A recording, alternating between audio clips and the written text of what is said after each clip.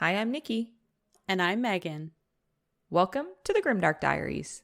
We're your geek gal pals obsessed with true crime and all things dark and disturbing.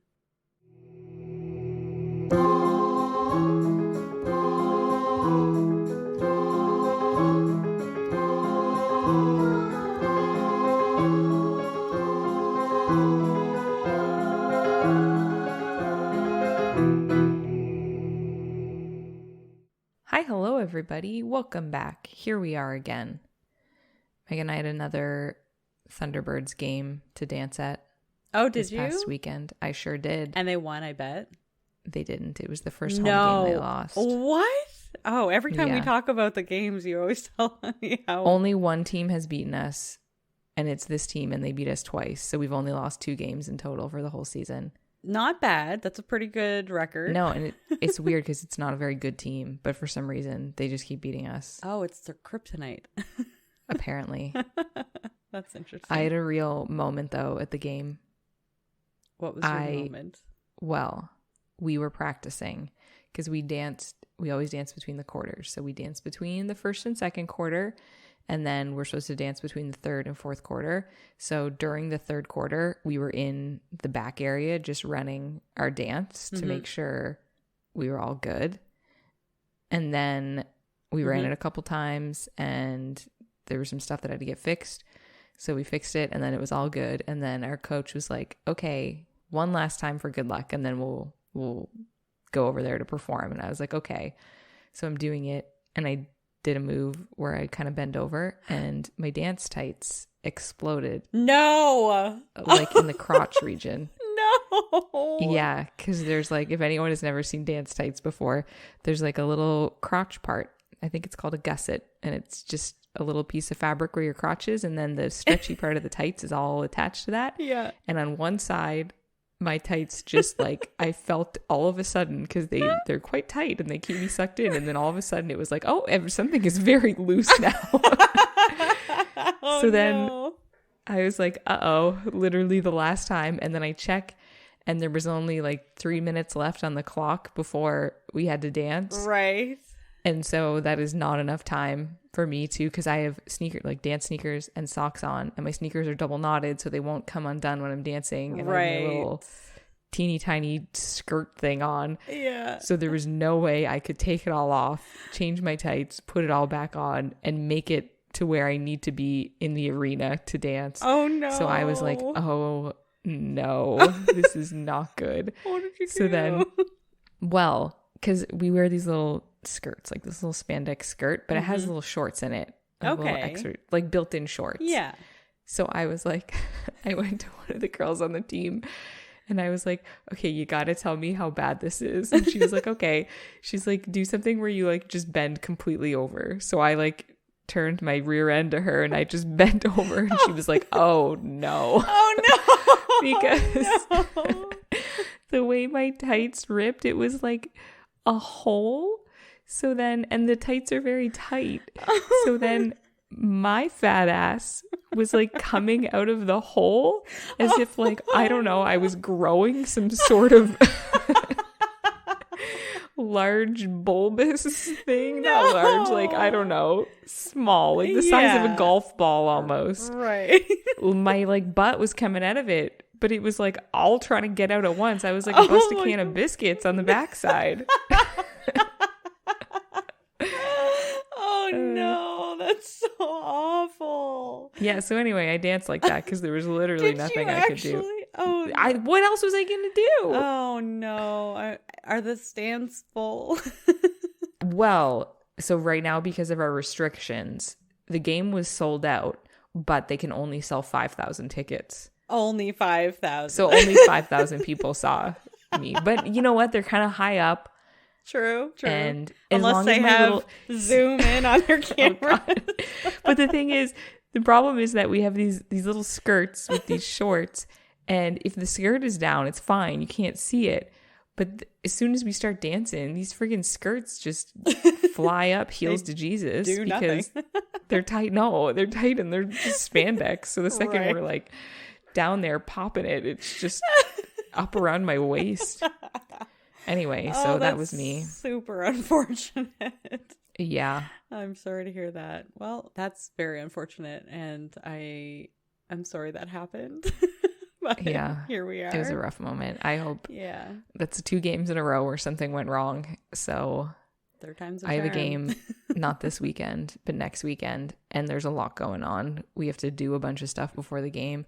Like normally our call time has been like we have to show up at the arena at noon to do all the pregame stuff we have to do and practice and get our hair and makeup done and stuff. But this game, we got extra stuff, so I have to be there at 10 a.m. Oof, that is early. Well, I have to be there at 9:30 because I have to get a COVID test first, and then. Oh, right. They're not dropping those restrictions with everybody else? No, we have to follow the league rules. Right. Yes, that's right. Plus, So I like that anyway because we all get a COVID test, and then if somebody's positive, I'm sure they'd tackle them like in Monsters True. Inc. when, what is it, a 319? Oh, yeah. Monsters Inc. Yeah, that's right. In my head, that's what I imagine happens. Hilarious. I just pictured that scene in that movie when he said Yeah. that. It's hilarious. That's so funny. Wow. Anyway, so pray for me that nothing goes wrong. I'll tell you what, though, we had to order some new tights, and I don't know what I'm going to do if they're not here because that was my last pair. Oh, no. Isn't that the game that I'm supposed to be going to? Oh, yeah, that's the game that you're coming to. Okay, cool. I won't zoom in. Don't worry. Don't zoom in on me. I might Absolutely not be able to wear tights because I don't have any. Oh, so then I'll God. just be no, I can't. No, sew them. I don't know how that works. Sewing No. spandex? No. Probably No, I don't not think you easy. can sew tights. I think that would end up worse. You're probably right. Wow, that is unfortunate. Season's almost over, and Yeah. hopefully you don't have to worry about it again for a while anyway. Well, are we ready to get this party started? I'm already fully party mode. Perfect. Can't you Excellent. tell? I love it. Yes. Yeah. Yeah. With my glass of water and my tube of Vaseline that I'm moistening my lips with. I'm sorry, what? Pardon? I feel like this week we've had some ass kicking just from the time change. We are not handling it very well.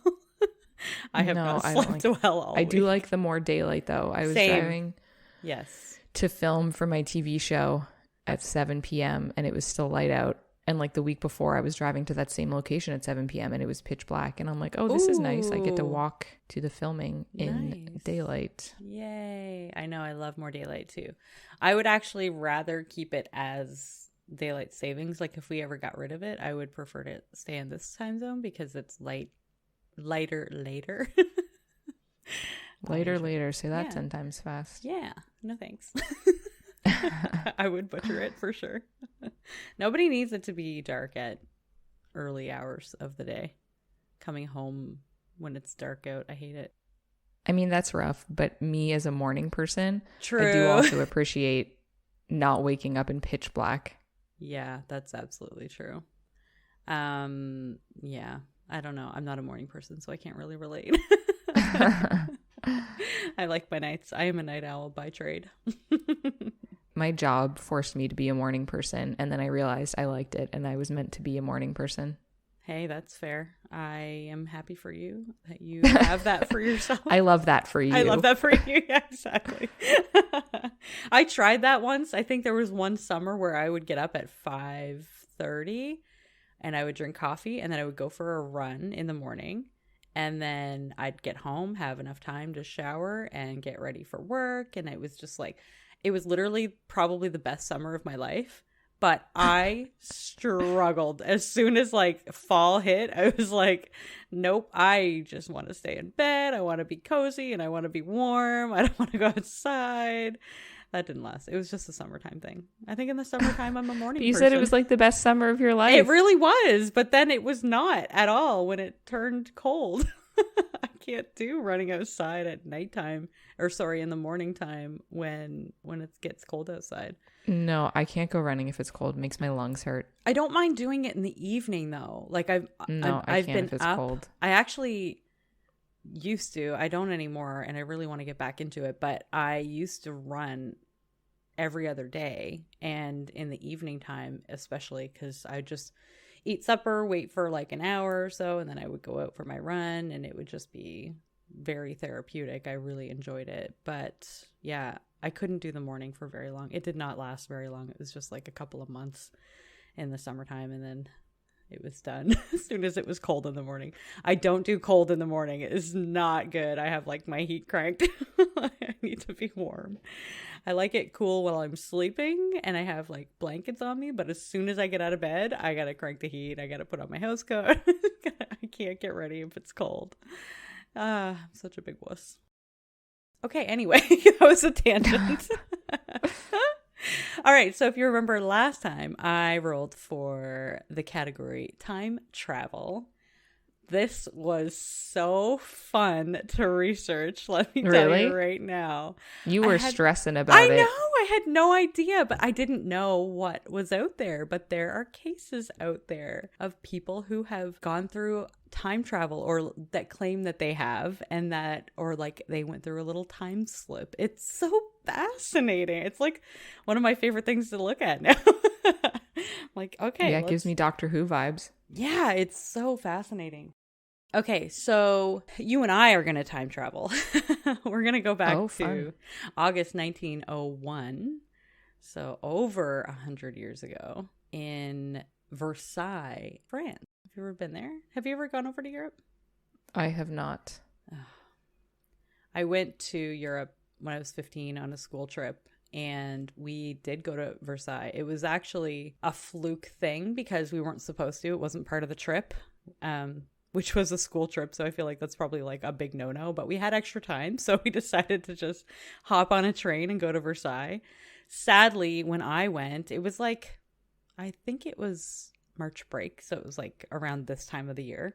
And we got there and everything was under renovation. They were doing cleaning, like all the fountains had been drained and they were cleaning them out, and they were doing renovations, like getting ready for the peak season in the summertime. So everything looked like crap. So it wasn't like the greatest thing, but it was still, you know, pretty cool because we got to see a giant palace, which is insanity. Oh, wow. It was so beautiful. Like, inside the places we were allowed to go anyway, so Versailles is a giant palace that is now, it's a turned museum, and when it was active it used to house many French monarchs, kings and queens, and it's one of the largest tourist attractions in the world, and normally it's visited by roughly 15 million people every year, which is 15 million. Insanity. I had no idea that many people That's wild. To go visit. That was pre-pandemic, of course. It's a lot of tourists. That's a lot of germs. Yeah. Yeah, exactly. And we wonder why or how a pandemic gets spread so easily around the country. World.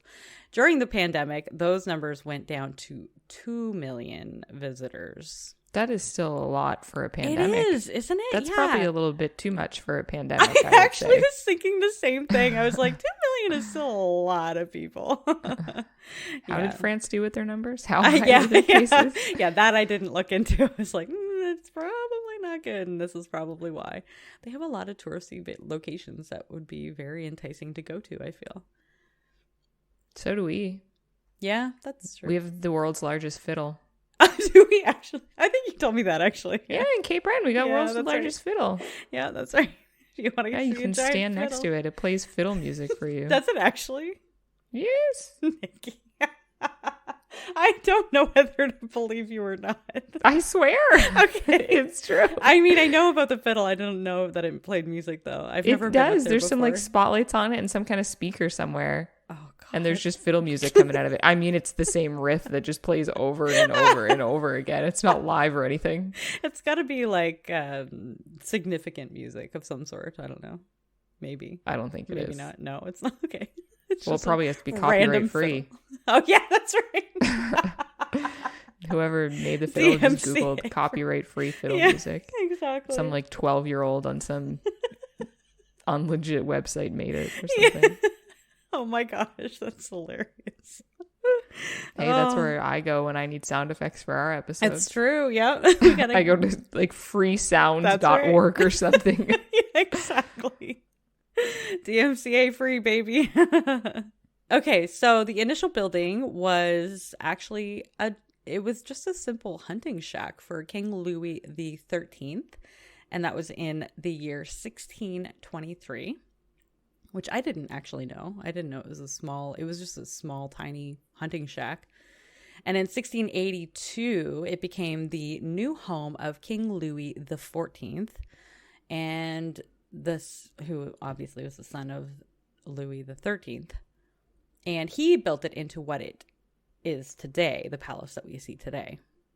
So fast forward to 1901 again, and Charlotte Anne Moberly, who was 54 years old, and Eleanor Jourdain, who was 37 years old, were two female academics who were highly educated, very smart. They had tons of schooling, education, degrees, etc., etc. Charlotte was the 10th child of 15. Very, very large families back then. Can't imagine that many kids today. Her father was George Moberly, and he was the headmaster for Winchester College. And he later What just happened? I don't know. I said the first one sounded normal. It was the second one that sounded off to me. To me, it came out, it sounded like leader, and I didn't mean to say that. Later, he became the Bishop of Salisbury. Like the steak? Yes. It's funny because I actually thought of the town in New Brunswick because that's right near where I grew up, New Brunswick. Really? Salisbury, New Brunswick, yeah. I think that there's a truck stop that we like to eat at in Salisbury, New Brunswick. That's right. Exactly. The Silver Fox? Yes. Is that where it is? That's right. Yeah, we used to go there every time we drove to New Brunswick. That's like my glue comment. Yeah, it was just some trash truck stop. But I'll tell you what, they had really good crappy frozen chicken fingers. Oh my god, their chicken fingies on point. And they come out like scalding hot. Oh, so good. Okay, that's good to know. Next time I drive by, I'll stop in. Yeah, get the poutine. It's good. They got the crinkle fries, like the real shitty frozen crinkle fries, but they cook them real crispy. And that's how you win me over. Is I get probably your food can't a little crispy. Eat any of that, honestly. You probably can't eat anything there. No, I probably It's can't. a truck stop. I highly doubt that they have a gluten-free space. No, they definitely don't. Yeah, so he became the Bishop of Salisbury. I know. We're off to a really great start. Words are really hard today. Charlotte was a principal of St. Hugh's Hall in 1886, and she later. Oh my god! Why am I saying leader like later like leader? Like Lederhosen? Like leader. I'm watching too many Scottish shows lately. They don't have Lederhosen in Scotland. No, like when they say later, it's like leader. Anyway. I don't know about that. St. Hugh's, they do in Outlander. St. Hugh's Hall in 1886, which later became St. Hugh's College of Oxford University, in Oxford, England. Eleanor had 9 other siblings, and she was the oldest. Her father was Reverend Francis Jourdain and was a vicar of Ashbourne in Derbyshire. She had been educated at Manchester, which is kind of cool, and not at home like most girls at this time. She also authored many textbooks, which is badass women. I love hearing about women who do so many amazing things at that time because it was so rare. Eleanor co-founded and was headmistress of a boarding and day school that was called Coran Collegiate School for Girls. She had studied at Oxford's Lady Margaret Hall, so it was near St. Hugh's. Later, Eleanor would obtain a doctorate from University of Paris. She then, after the doctorate, she becomes the vice principal of St. Hugh's with Moberly as the principal. Charlotte and Eleanor, they became acquaintances while Eleanor was attending Oxford while she was studying there. And while Eleanor was getting her doctorate in Paris, she owned an apartment over there. She spent a lot of time over there as well, tutoring English children. And Charlotte went to visit her, and while they were there, Charlotte suggested to Eleanor that she take the position of the vice principal at St. Hugh's. She knew how good she was at her job, and she really wanted her to come work for her. Since they were going to be working together, they decided to travel together first to get to know each other a little bit better. So I feel like that's backwards. They traveled together to get to know each other, to work together. I feel like normally you would work together to get to know each other, to then travel. Right, which is, I think, what we do now. But maybe back then it was a little different. They were going to be working so closely together, so traveling together seemed to be the first step. I mean, that's where you're going to find out if you need to murder somebody. Yeah, true enough, I feel like, yeah. So they decided they were going to go to Versailles together. So they took a train on August 10th, 1901, and traveled from Paris to Versailles. First, they went to the main housing area, so the giant chateau.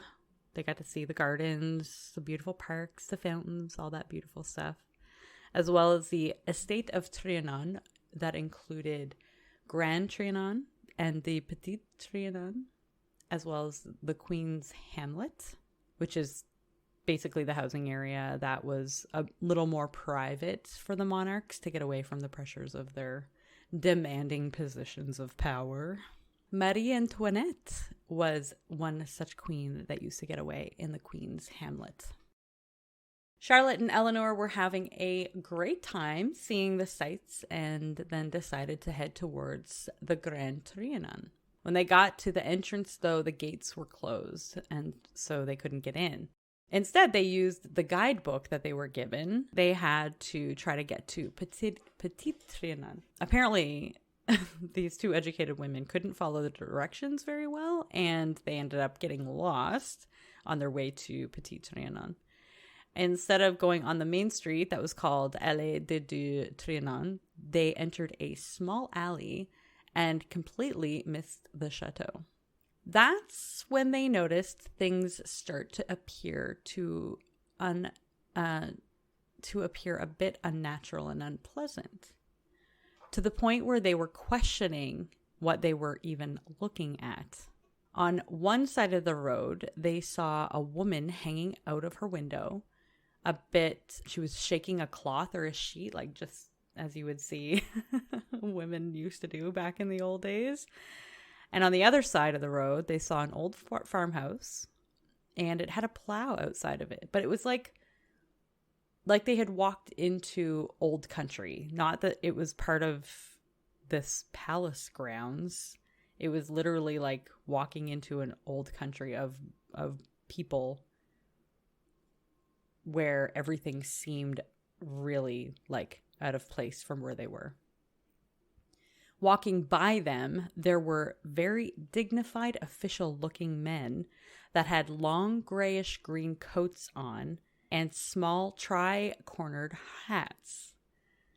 The men they passed told them to continue straight on the path that they were on to get to the Petit Trianon. Near one of the houses, they then saw a woman in the doorway of a cottage wearing clothes that seemed very old-fashioned with a jug, and offered the contents of it to the little girl that was standing next to her. Charlotte would describe the scene around her as, quote, even the trees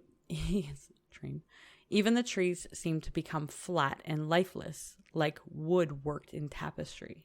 There were no effects of light and shade, and no wind stirred the trees. End quote.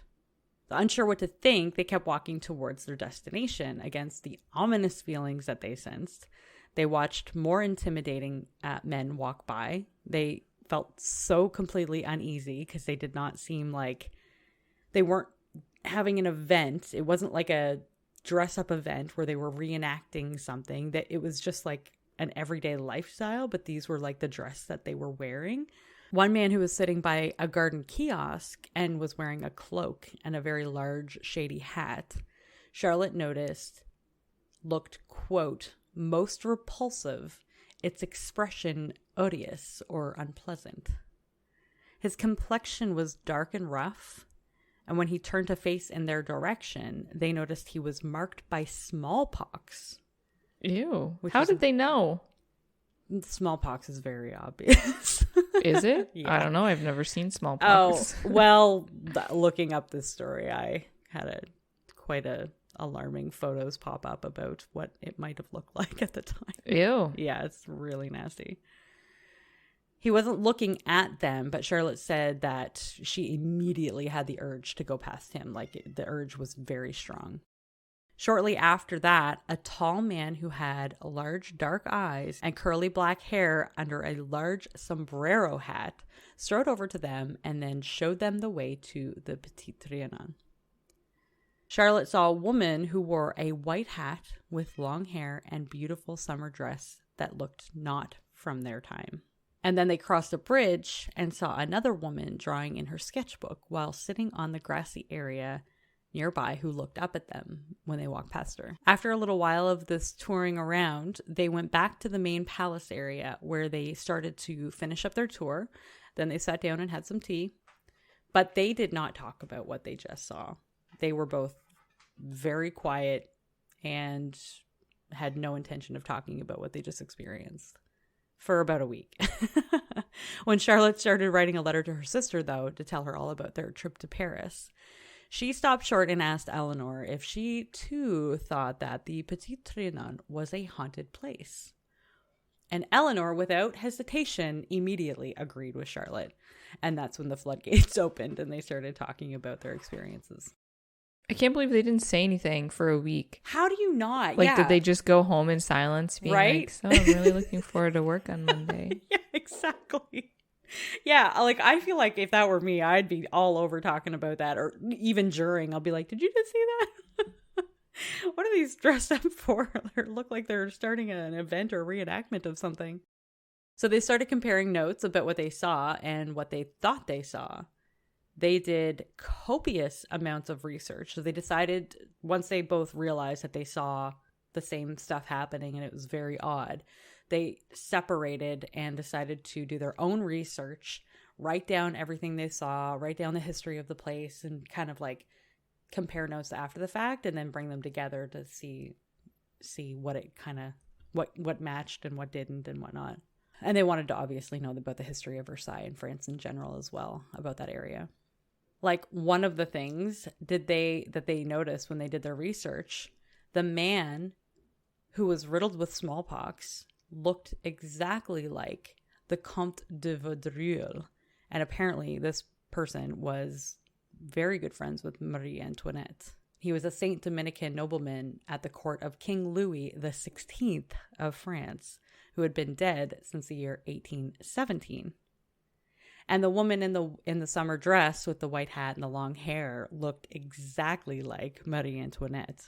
And they didn't know that until after they started researching it. And she had died in 1793. They legitimately thought they had traveled back to the year 1792 on August the 10th, which was 109 years before their time. And that was famously known as the day of the insurrection, when the Tuileries Palace was surrounded and the King's Guard was killed, which had been the beginning of the abolition of the French monarchy only 6 weeks later. That's when the monarchy actually ceased to exist in France. Many times they had returned to the same area around Estate Trianon, and they didn't see any of the same landmarks that they had sworn to have seen back on August 10th, 1901. Like the garden kiosk that they saw the guy with smallpox, that didn't exist. That wasn't there. The bridge that they crossed before seeing the lady sketching on the grass, that wasn't there either. They checked the logs with the palace on the day they were there, and there were no events, no parties, no reenactments, nothing was scheduled to indicate that there was a reason that people were dressed up or reenacting events that would have taken place in the 1700s. This experience clearly stuck with them. They felt like they had gone through a temporary time slip. They actually called it a haunting, more so than a time slip. And they saw a glimpse into the 18th century France. They decided to write a book about their alleged time slip. So initially they had chosen pseudonyms to publish the story with, Elizabeth Morrison and Frances Lamont. That was published in 1911, and they called it The Ghosts of Versailles. They obviously chose pseudonyms because of how ridiculed they would have been if they had released it under their own names. And now, today, you can find this book. It's called An Adventure, with the two authors' names being their own. So E.F. Jourdain and C.A.E. Moberly. This was a haunting to them. Their identities weren't publicly known until 1931. Today, the book is discussed and debated about whether the girls actually saw ghosts and a haunting, or if they did, in fact, slip into time back over 100 years and see things as they were on the day in 1792. Since one of the men in the tri-cornered hats told them to continue, was it really a haunting or a slip through time? It's not a residual haunting, which is otherwise known as stone tape theory. Have you ever heard of stone tape theory? I believe so. Like a residual haunting. So yeah. So for those of you who don't know what that means, it's one of the more popular explanations for any kind of ghostly activity that you might experience. And they like to actually say even the slightest things, like anytime you feel like you're being watched, or somebody might be listening to you, or that ominous feeling in your gut that someone is just around the corner from where you are, that is going to pop out at you if you walk around the corner, but in reality, nothing actually is there. That all can be described as pieces to the stone tape theory. One article I read talks about a mathematician whose name was Charles Babbage. He had a piece of work published in 1838 called The Ninth Bridgewater Treatise, which mentions place theory. So kind of like residual haunting, place memory, which is basically an area that can, quote unquote, record events that happened there. So that description, the description that he wrote in his works literally sent chills throughout my whole body, and I'm going to read it. He said, quote, "The air itself is one vast library on whose pages are forever written all that man has ever said or woman whispered. There, in their mutable but unerring characters, mixed with the earliest, as well as with the latest sighs of mortality, stand forever recorded, vows unredeemed, promises unfulfilled, perpetuating in the united movements of each particle, the testimony of man's changeful will." End quote. Oh, what a wordsmith for a mathematician. Right? Right? Exactly. That's what I was thinking too. Unbelievable. Yeah, this dude knows numbers and hot slams. Mic drops even. Yeah. But just thinking about residual hauntings or place memory, it's just like something that happened at that time in that space during that year or whatever it was. And a residual haunting could be like that thing happening over and over again, and you might happen to see it. Like one of the things I read about a residual haunting example is at Edinburgh Castle, where they say that there's a drummer boy that you can hear or see, and it supposedly happens like on the eve of battle, whenever the eve of battle was. I didn't read too much more into it than that, but something that apparently people have seen time and time again is this drummer boy, and you can hear him playing the drums, and I'm just like, that would be so creepy. Anyway, that's what they kind of compare a residual haunting to, and what the stone tape theory is all about. So since the girls did have some tri-cornered hat men talk to them, it likely wasn't a recorded event in time that they experienced, so likely not a residual haunting. And this is why many people who have studied their book and their story have debated that it might be time travel that they actually experienced, like a temporary time slip. Well, a lot of people think that, I don't know if it's a lot, but people think that, because time is not linear and not real, that all timelines are happening at the same time, and sometimes you'll slip into another one. So what was happening there at a different time is going on at the same time. So you would still be able to interact with the people. Right. Because those timelines blur or cross or however you want to say it. Yeah. So cool. It's such a fascinating theory. And that's also like time is relative with Einstein's theory of relativity. Like all of it kind of plays into this type of thing. And like, if you're willing to open your mind enough to believe in anything like this, like, I feel like it's just, I don't know. Anyway, I'll continue the story, but it's just so fascinating for me. I'm almost done anyway. Of course, with any story like this, you're going to have your skeptics who try to tear apart the story piece by piece. So the most common theory was that they experienced what is called a folie à deux. Folie à deux? Oh, yeah. Which is a shared delusion disorder. Yeah. Or that they had just made the whole thing up for the lulz. I don't know. Something like that. There's some interesting crimes that fall under that. Where somebody does something because somebody will do something wild, and usually it's because they have something wrong. You know, they have some kind of mental break of some kind, and then their partner in crime will join them, and then afterwards they'll find out that that person was completely sane and in their right mind. But yep. That is one of the stories that they reference, was about the two, I think it was two sisters. The sisters? Yeah, that was referenced. That story is wild. So we'll have to add this to our category list of Folie à deux, because it is very fascinating. And that is one of the wildest stories, but I think there are way more. Oh, there's a bunch, yeah. It's a literal disorder. It's a shared delusional disorder that people have.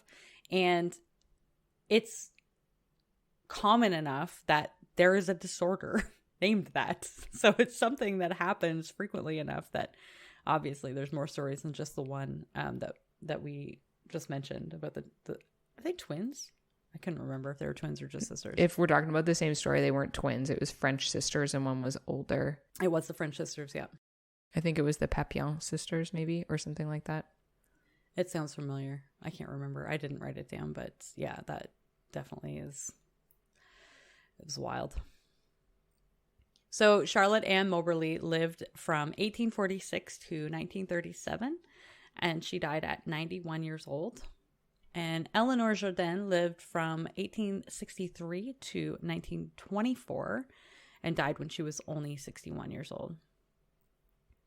There was a made-for-TV movie about this in 1981, which I've never heard of, called Miss Morrison's Ghosts. I don't know how good it is, but feel free to look that up if that interests you. Apparently, this incident is also said to have influenced J.R.R. Tolkien's views and work. And when I tried to search that, it didn't actually tell me what it influenced. So I don't know. Then how do they know it influenced? Right? I don't know. And when I clicked on the link that they referenced in the article, it went to like a biography of J.R.R. Tolkien and it didn't say anything about this incident. So I don't actually know. Believe it or not, but that's one thing that was said. So take that fact with a grain of salt. Grain of salt, exactly, yeah. And there are even some articles that reference this being the inspiration of the book The Haunting of Hill House, which was written by Shirley Jackson, in which the Netflix series is based off. I love the Netflix series. I love that series. It's still to this day my favorite Mike Flanagan movie, show. What? What am I saying? All his shows on Netflix are so incredible. Like, he does such a phenomenal job, but The Haunting of Hill House is still my favorite out of all of them. We have a little bit of extra time, so I wanted to do this other side story. It's a really short one about another time slip that is recorded in history, which is, I just love this. I'm sorry, I went down a rabbit hole when I was researching this story. So this was an RAF pilot. His name was Sir Victor Goddard. He had a time slip in 1935 over Drim, Scotland. He was flying to Edinburgh from Andover, England. He flew over the Drum airport like his normal route. He took the same route every time. And when he looked down, it was abandoned and dilapidated. There was nothing new here. That was normal. It had been abandoned for quite some time. But on his way back a few days later to Andover from Edinburgh, he flew into a storm that was near Drum. The high winds and torrential rains, he started losing control of the plane. He was trying to regain control, but immediately started falling, like his plane just started nosediving. And landed in Themyscira? He did not. Could you imagine? Because that's what the story sounded like. I was like, yeah, and he met Wonder Woman, and then they lived happily ever after. Yeah. He met all the Amazons. That's right. Could you imagine? So he was falling fast. He didn't land. When suddenly the clouds just broke. He was able to gain control of the plane again. And it was a bright sunny day. It's like the clouds just like broke and disappeared. So he was in Drem. He was over top. He was very near to the airfield. And when he looked at it, he couldn't believe his eyes. The airfield was no longer abandoned. It was lively. There were mechanics running around everywhere in blue overalls. And there were 4 yellow planes. One that he hadn't recognized. He didn't recognize. He knew that this was like a RAF, like the Royal Air Force base. But he didn't recognize the yellow paint on the planes. He said that the blue overalls were not, like the mechanics in the RAF all wore brown overalls at that time, so he didn't know why they were wearing blue, and he didn't know of any yellow planes. And there was one plane he didn't recognize, like he didn't know the model of it. So he passed the airfield, and then the storm immediately returned, and he had to fight to keep control of the plane the whole way until he finally landed safely back at home in Andover. He told his friends what he saw immediately, and of course they were all skeptical because, hello, it's been abandoned for years and nobody's there. And if the RAF had brought it back to life, like, they would have known, especially in days that it took for him to fly there and back.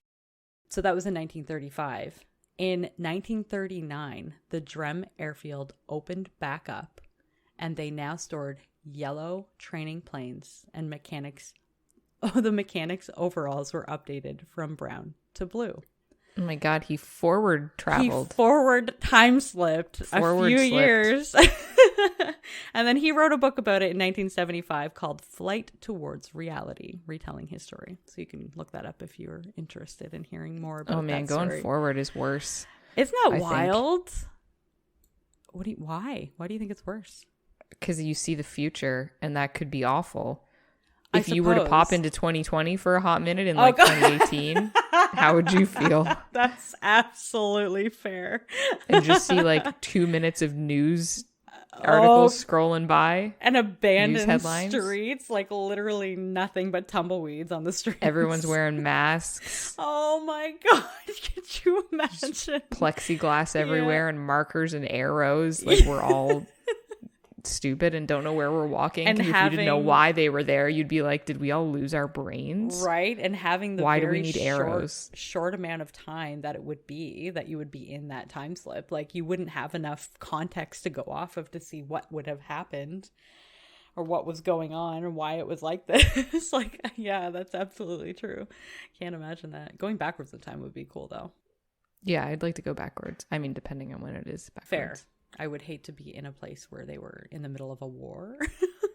Yeah. What would happen if you died in a time slip? So many questions. You die in the game, you die for real. Right? Yeah, exactly. You don't wake up like you're falling. I hate that. Have you ever had that happen? You feel like I don't like that You're either. about to fall asleep and you feel like you're falling and then it just startles you awake. I hate that so much. Well, I don't know how I got on that topic. Anyway. You just threw that out there. I know. Just can't. There's whatever, no segue. Whatever we just talked about reminded me of it. I'm pretty sure one of our friends is a time traveler. Oh? Which one? Our friend Fox. Oh, Fox. I actually thought of him as soon as you said that, but I wanted to see what you were going to say. I genuinely think he is a time traveler. Yeah? What gives you that impression? We would need an hour to discuss I know, it. it's so true. It's absolutely But true. we always tell him we think he's a time traveler, so he really plays into it, which makes it even more intense. He never denies it. Yeah, there's quite a few occasions where stuff will happen, and my husband and I are absolutely convinced that he's a time traveler. But he uses his powers for good, so. Yes, he does. Yeah. He's a good time traveler. The Doctor, even. Yeah, he's possibly Doctor Who. Could be. You never know. He's always got a companion. It's true. Well, I believe it is your turn to roll today. It's my turn. Dun, dun, dun. Nice. I got a 16, which is crime scene whoopsies. Crime scene whoopsies. Uh-oh. Yeah. Just a crime scene whoopsie. They can't all be I feel perfect. like we've already talked about a lot of those. Oh, yeah. Most definitely. Yeah.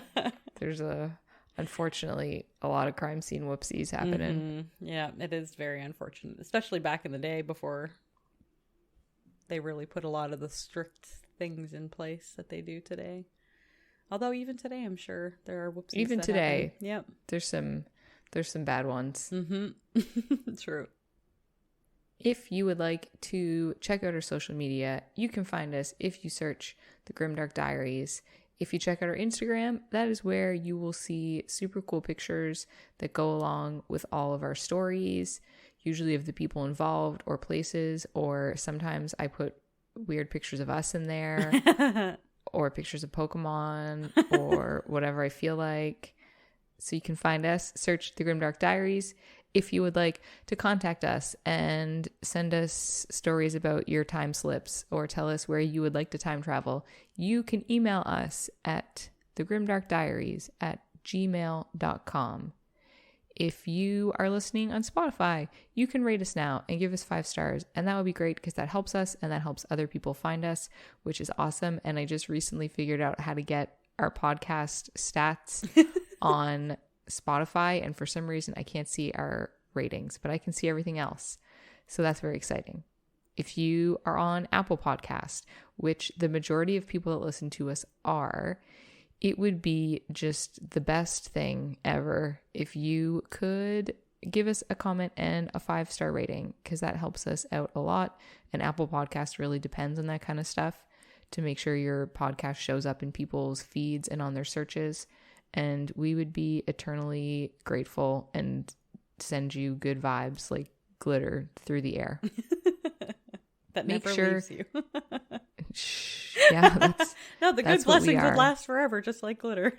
We're sticky like glitter. We stay with you always. Yeah, exactly. And just when you think you got rid of it, you'll like see a little sparkle, and then you'll look in the mirror and there'll be a piece on your cheek, and you're like, God damn it. It'll be like, grimdark blessings. Yeah, grimdark blessings for you. Exactly. Make sure you tune in next week to see what I come up with for crime scene whoopsies. And remember, a friend in the dark beats alone in the light.